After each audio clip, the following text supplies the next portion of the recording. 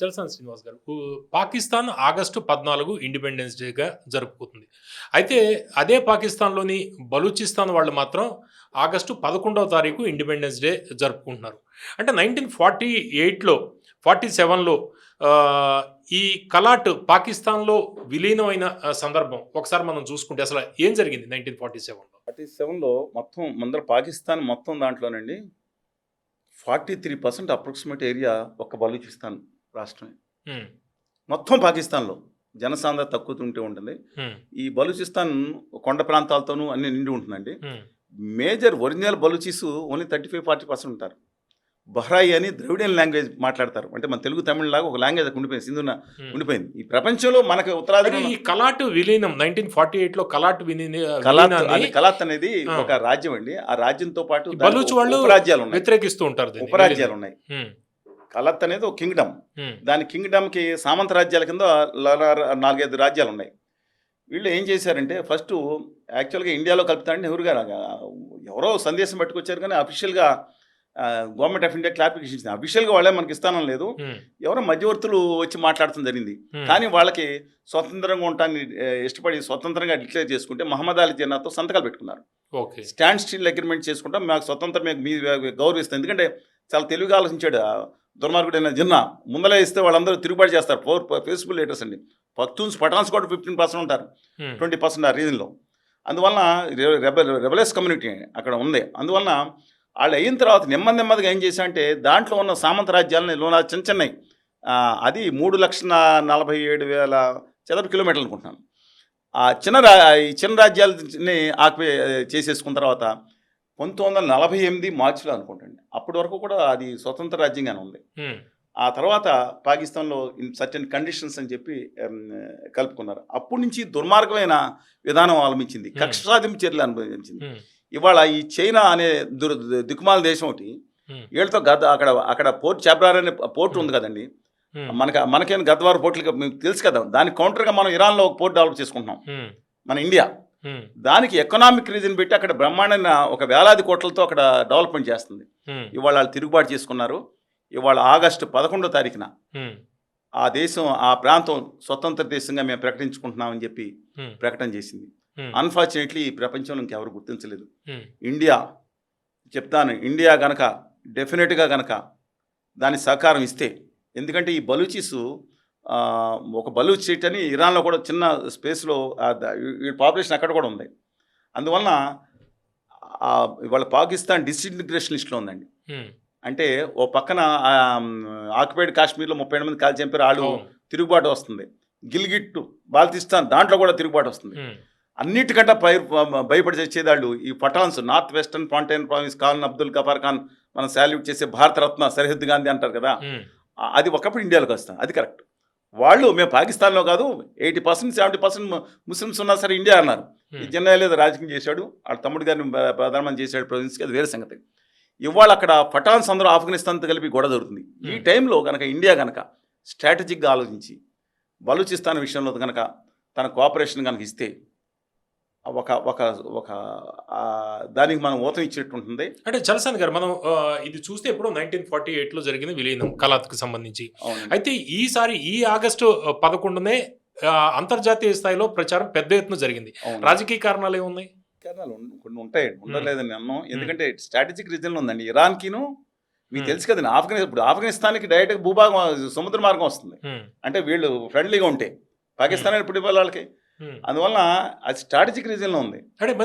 Oil ఇంకోటి కూడా చెప్తాను, వాళ్ళ ఆయిల్ ఎక్స్ప్లోరేషన్ కావాలి ఆప్షన్, ఆయిల్ ఎక్స్ప్లోరేషన్ కూడా అయ్యే అవకాశం ఉంది. ఇండియాకి డెఫినెట్గా మనకి మిగతా అంటే మనకు ఇరాన్తో మీరు చేసుకోవద్దని అమెరికా ఆంక్షలు పెడుతుంది.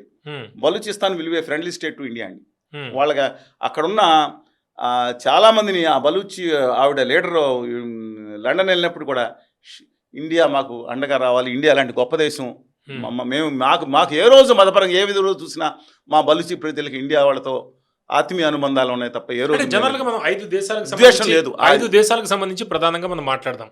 ఒకవేళ బలూచిస్తాన్ ఇండిపెండెంట్ కంట్రీ అయితే మన దేశానికి కావచ్చు, లేకపోతే ఆఫ్ఘనిస్తాన్, ఇరాన్, చైనా ఎటువంటి ప్రభావం ఉంటుంది? చైనాకి మైనస్ అండి, పాకిస్తాన్కి మైనస్, ఇండియాకి ఇన్వేరియబుల్ లాభం అది. ఖచ్చితంగా లాభం. ఏం జరుగుతుంది? ఎందుకంటే ఇవాళ మక్కా ఒప్పందం జరిగింది, అందరూ మర్చిపోయారు. ఇవాళ అత్యంత మన ఇండియా విదేశాంగ విధానంలో అత్యంత లోపభూయితం 78 సంవత్సరాల్లో అత్యంత దారుణంగా జరిగింది మక్కా ఒప్పందం.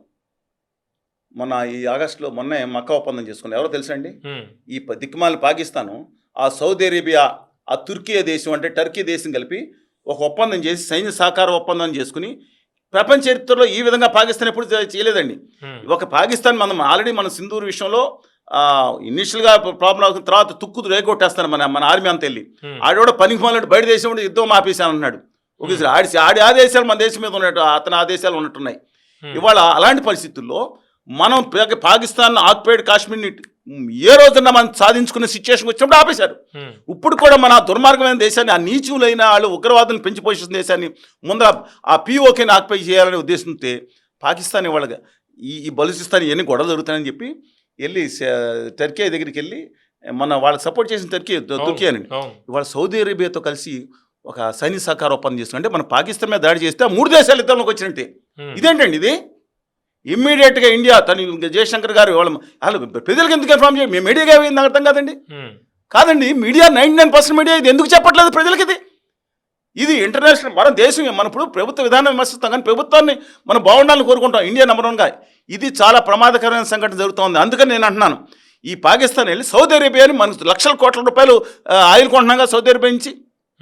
ఇమ్మీడియట్గా సౌదీ అరేబియా దగ్గర మనం ప్రధానమంత్రి వెళ్తే ఆయన వచ్చాడు, రిసీవ్ చేసుకున్నాడు అని రోజు ట్రోలింగ్ జరుగుతూ ఉంటుంది కదా. ట్రోలింగ్ కాదు, ఆయన భయం చేస్తూ ఉంటారు. అంటే మనం నిజంగా చూస్తే ఎప్పటికైనా బలూచిస్తాను ఇలా ఈ సమయంలో విడిపోయే అవకాశం ఏదైనా కనిపిస్తుందా భవిష్యత్తులో పాకిస్తాన్? ఈ సమయంలో మనం ఎందుకు సపోర్ట్ చేయాలంటే, మన దేశం సరస్వత గణతంత్ర రాజ్యం, మన దేశం డిస్టెబిలిటీ చేయడం దుర్మార్గం చేశారు.